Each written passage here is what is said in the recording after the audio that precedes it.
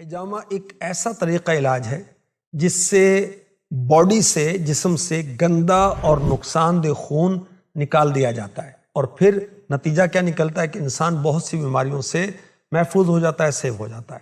سینکڑوں سال پہلے سے بیماریوں سے چھٹکارا پانے کے لیے جدید طبی وسائل اور سہولتیں میسر نہیں تھیں، تو ان روایتی طریقوں سے بیماریوں سے نجات حاصل کی جاتی تھی۔ اس میں بہت ہی ایک ایفیکٹو طریقہ سمجھا جاتا تھا حجامہ۔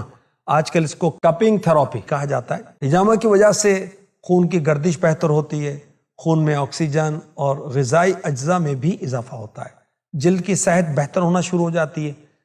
حجامے سے کیل، محاسوں اور ایگزیما جیسی جلد کی بیماریوں کے خطرات بھی کم ہو جاتے ہیں۔ سانس کی بیماریوں سے بھی